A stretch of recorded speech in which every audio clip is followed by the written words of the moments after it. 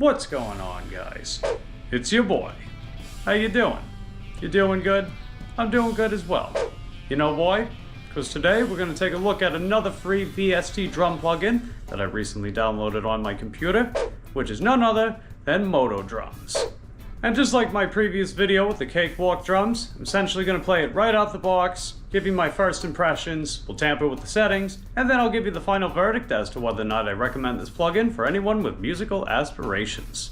So, if you want to see all that and more, be sure to stick around! Alright, so I recorded this whole thing, or so I thought. It turns out it wasn't recording the whole time. Sheer incompetence on my part. And here I am, going to show you guys how to use a VST in a DAW. Jeez Louise, man. Technicality aside, let's jump right into today's video. Alright guys, so first and foremost, if you want to be able to check out this VST drum plugin, otherwise known as Virtual Instrument, then you need to be able to open it up in a DAW, otherwise known as Digital Audio Workstation. And there's all kinds out there. There's Florida Studio, there's Ableton Live, Logic, a whole bunch of them out there. But my choice is Reaper, just like my previous VST drum plugin videos. And really just all my recording in general. I like to use Reaper, very easy to use, clean, neat, streamlined layout, tons of great features. And when you start off with it, you get a 60-day free trial, and then afterwards it's $60 USD, just a totally flat rate. It's significantly cheaper than most DAWs out there, but yet it's got all the features. And one of my favorite things about it too is I don't really experience crashes with it. I used to use Ableton Live. I had the light version of Ableton Live. It would constantly crash every time that I was putting my ACO driver on, because the type of software that I use, I need ACO drivers, and it just would not be compatible with it. I got tired of it. I was like, this is frustrating. But then I ran across Reaper from my guitarist buddy. He recommended it to me. He's got a lot of experience with it. So I checked out Reaper, absolutely love it, and I'm going to keep using it. So if you guys want to start your musical journey, just like your boy, when it comes to digital audio workstations, all that good stuff, then check out the link in the description box down below. You get a 60-day free trial, and then afterwards, should you decide to get this DAW for yourself, $60 USD flat. And of course, you probably noticed there's nothing on the timeline right now, and you might be asking yourself, Mike, I want to use my drum plugin. How do I add it here? I can't see it. It's actually quite simple. So just like most DAWs, you should be able to add it via track, which is in the top left-hand corner right over here.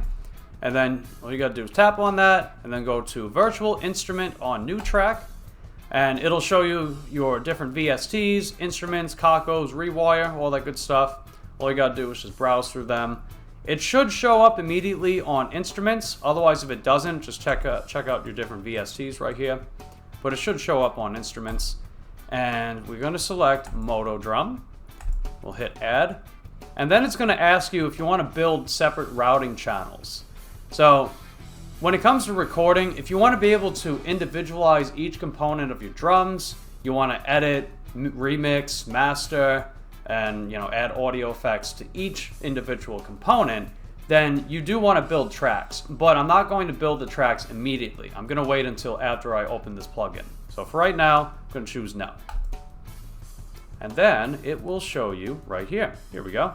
So when you open up your drum plugin, this is what it looks like. As you can see here, it does come with one free kit, the Studio Kit. All these other ones, they're behind a paywall if you want to get the paid version of this, but we're going to be using the free one. And if we go to Customize, it'll show you the visual of the drum kit as it looks. So as you can see, it comes with a bass drum, snare, different toms, different cymbals. That's pretty neat. And it shows you all the other ones that are available if you get the paid version. But like I said, we're going to stick to the free one with this video. So let's hear how each one sounds, starting with the bass drum. That's pretty cool. And then the snare, the different toms, like the rack toms, the floor toms. There's your hi-hat, the ride cymbal, little splash. The splash sounds pretty nice. Then you got your regular crash cymbals here. I think it comes with a China, and there's some other ones too, but it doesn't show the visual for it. But hey, that's fine. And if you click on each individual one, it shows you all the different options you can get with the paid versions. So that's pretty neat. And if you hold down your mouse, drum solo! Yeah! So one really cool thing about this VST drum plugin is you can change the recording room. And what's significant about that is it's really the simplest way to either add or take away reverb. So if you record in a smaller room, the sound of the kit itself might sound more immediately impactful, but that volume and resonance doesn't stretch across the room as much because, well, there's less dead space, right? So if you're recording a larger room, like let's say large studio or cathedral, it's going to stretch out that echo and that resonance from playing the kit. So let's go to booth. So this is the smallest one. And as you can hear, it sounds very dry. There's not as much resonance, there's not as much reverb, anything like that. But if you go to large studio, pretty significant. You can definitely hear a lot more reverb with that. And if you want to sound like you're playing in the church choir, oh yeah, that sounds pretty neat. And just like most of these drum plugins, it also comes with a mixer. And as you can see here, it shows all the different components of your drum set. You can change the equalizer properties, you can add audio effects, like if you want to add compression, you want to add reverb to each individual piece, or just like one, take away from the other, something like that. You can change the sending properties, you can adjust the panning, so if you want stuff to pan to the left, to the right, in the middle, to the window, to the wall, to the sweat drop down my balls. Sweat drop down my balls. That is definitely what she said. That's what she said. But anyway, carrying on, you can also change the individual volumes. So if you want to turn up your snare, you want to turn down your cymbals or anything like that, you would go to these individual volumes. And then you can also change the routing qualities. So if you want everything to go into master, then you would choose master. If you want to set everything up by individual buses, On magic school bus. Rock the river of lava. On magic school bus. like let's say that you got a bus for your toms, then you would just group all of your toms in a tom bus. That way you can adjust the bus rather than just adjusting the individual toms. But that's preferential. Or you can also change the individual channel.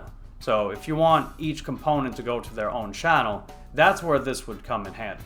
Yo, that boy bust. That boy bustin'. Speaking of channels, that's exactly what I want to do with this plugin. So like most plugins, if you go to the top left-hand corner to edit, you scroll down here to where it says build multi-channel routing for output of selected FX. So you click that, and then you just hit yes, and then look at that, it creates all the different outputs. So quite a few of them here, as you can see. You can also rename them if you want. So if you have one individualized for the snare drum, then you can just rename it snare. Or if you have everything grouped into buses, then you can say like snare bus, tom bus, overhead bus, etc., etc. You get the idea. So then you've got your master over here. So if you want to add audio effects, change the master volume, do other stuff like that, this is where you would go. Another really cool thing about this mixer is that instead of having to go back and forth between customize and mixer, clicking on the different pads, and then trying to do some guesswork as to, oh, do I need to add reverb? Do I need to remove compression? Do I need to lower the volume? Nope, you can just go back to mixer, click on the icons right here, and there you go. Works just like that. So basically, just click on them, adjust the settings to your liking, and you're good to go. Your Mac friend, Brent Rambo. And when it comes to practice, or you just need some creative inspiration, it does come with grooves. And these grooves, they show different presets, different styles, categories, the length, the time signatures. So if you play any one of these, it'll play a groove. So basically, you're just telling the algorithm, hey, I want to play this, and then it just starts playing. And here's how one of them sounds.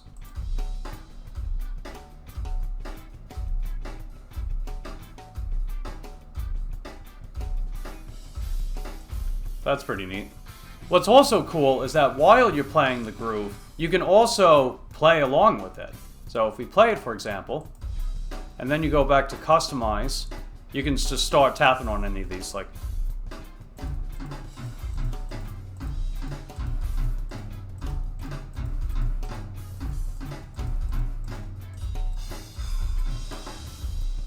I don't know, that's pretty cool.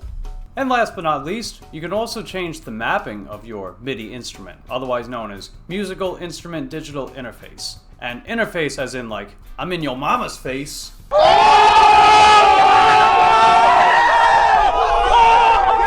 No, but seriously, anything that qualifies as a MIDI instrument can be changed with your mapping. So if you just use like mouse and keyboard, for example, that can technically be a MIDI instrument.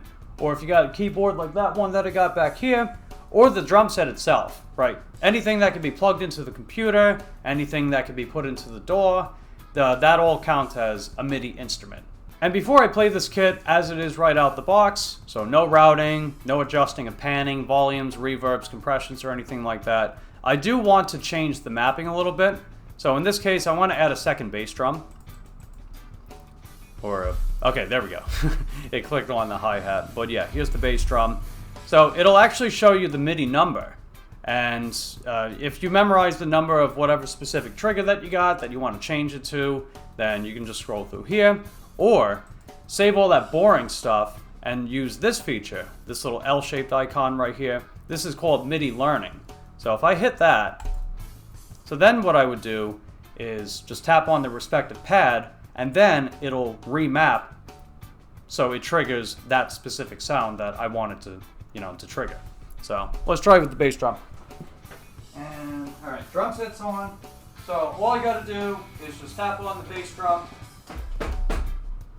just like that. And it'll generally ask you if you want to overwrite whatever the respective MIDI number is, but in this case it didn't. And as you can see, the number's different. It says F1. So instead of whatever it was before, it changed to F1. That's the MIDI number for that bass drum. So now when I play, it'll play both bass drums instead of just triggering tom sounds. So that's basically how you do it. And it's not even just that. You can also change anything like the snare if you want that to become like another tom, or if you want to change your crash into a china, then you can hit MIDI Learning, or you can scroll and find the respective MIDI number. Alright, so without any further ado, I'm going to play the drum set as it is. Haven't changed any of the settings. All I did was just reprogram the bass drum to trigger bass sounds instead of tom sounds. That was it. I didn't change the reverb. I didn't add compression. I didn't mess around with the panning or the volumes or anything like that. We're just going to play it right out the box as it is. I'll give you guys my first impressions, and then we'll take it from there.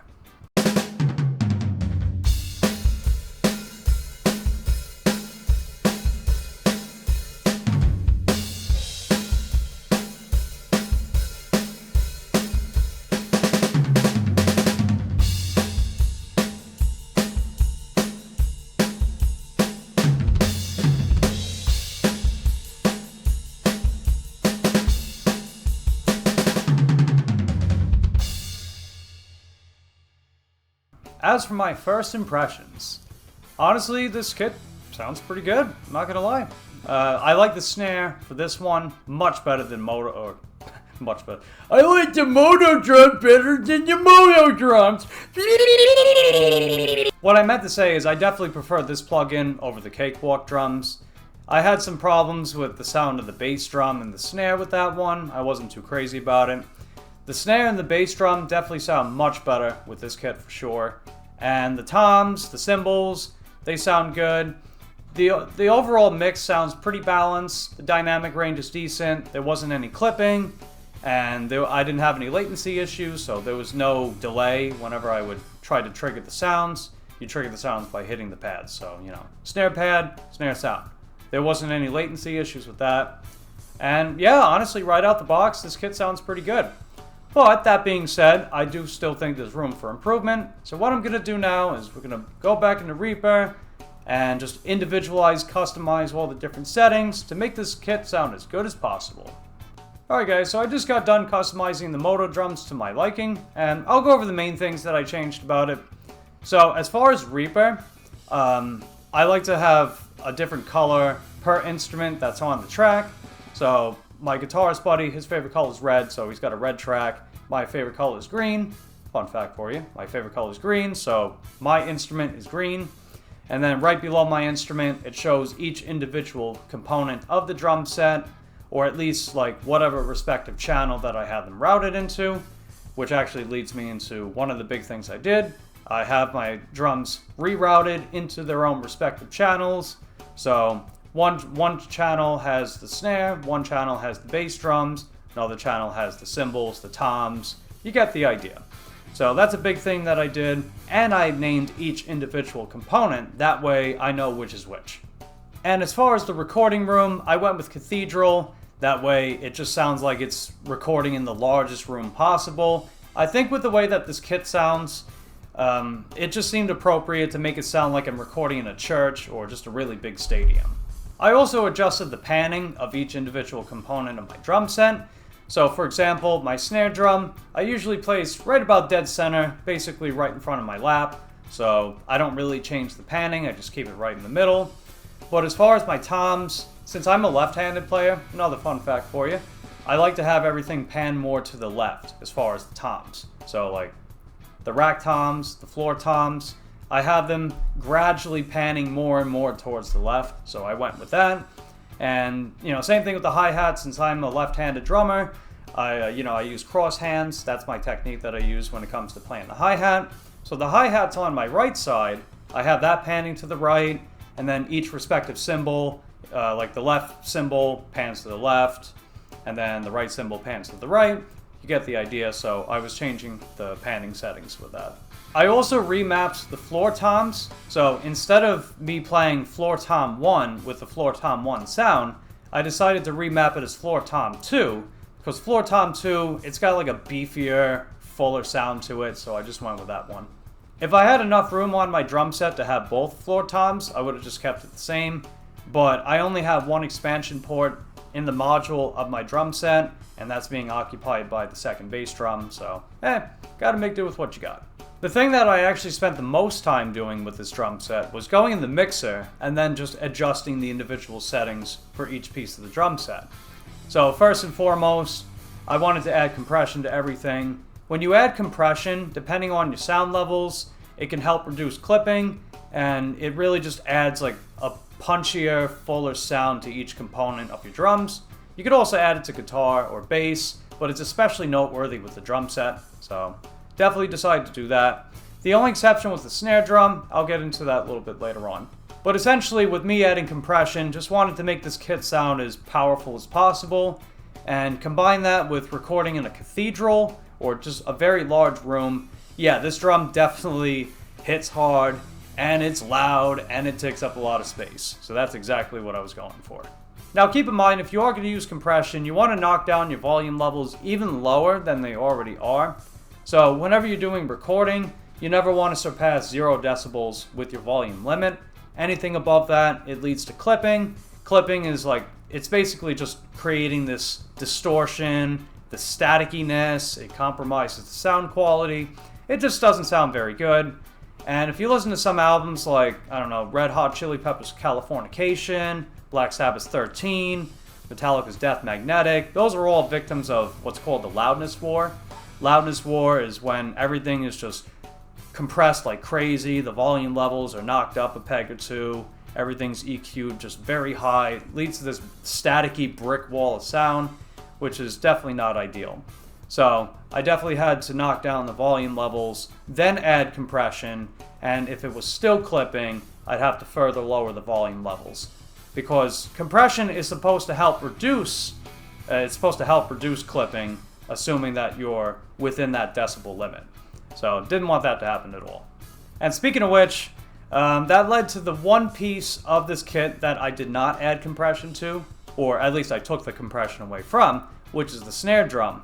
That snare drum, it was knocking everything, I think as high as like 5 or 6 decibels. It was clipping like crazy. I had to keep lowering the volume, and then I had to lower the volume in the mixer as well. I had to lower the volume in the MODO drum mixer, and then I had to lower the volume in Reaper, and then remove compression, and I had to knock it down so low in the MODO drum mixer that I think I had it like negative 10 decibels or something like that. It was crazy. And it's still pushing pretty close, but thankfully it's not clipping, and I kept trying it out as a whole kit, including the snare, to see if the kit was still clipping. Thank goodness, so far so good. I also adjusted the volumes of the other individual components of this drum set. So the left cymbal was noticeably quieter than the right one, so I had to turn that one up a little bit. And then the hi-hat and the ride cymbal, they were also a little bit quiet for my liking. I turned them up just a little bit, that way you can hear them, but they're not overpowering everything else.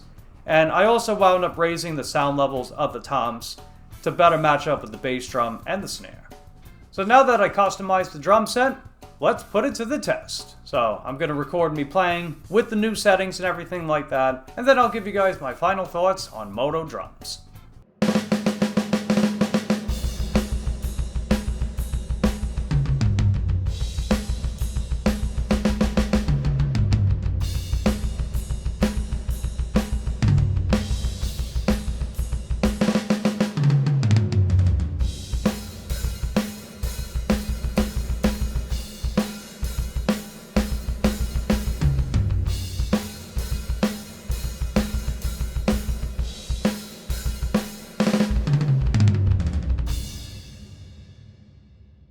Alright guys, just got done recording the MODO drums with the adjusted settings.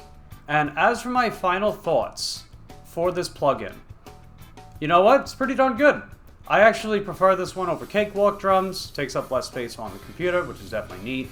And the fact that I already have a DAW that I much prefer over DrumLab, it doesn't come with a bunch of unnecessary programs that I don't really want.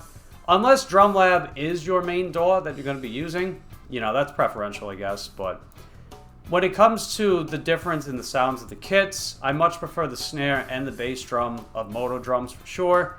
It doesn't sound like a popcorn fart, and it doesn't have like that overly processed digital sound as soon as you hit the snare, which is definitely much appreciated.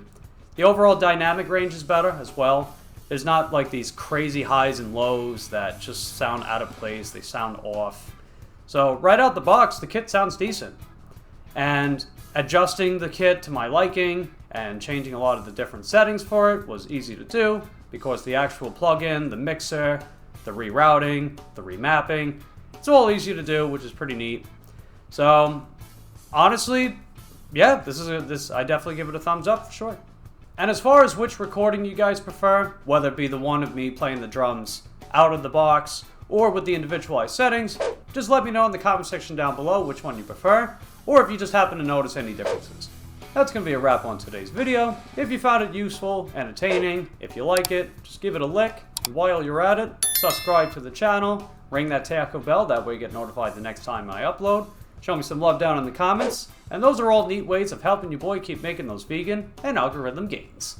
You can also follow me on Instagram and TikTok. I do some pretty interesting things over there as well. And if you want to show super support for your boy, check out my Linktree, as I got my PayPal, Cash App. I also have resources to help you and your family and friends go vegan. I also happen to have resources for vegan activism. And I don't know, you might find something else interesting over there. And I love all yous. I appreciate your continued support of my channel. I'm glad you guys stuck around with me. That really makes my day. And to you I say, Hasta la vista, baby!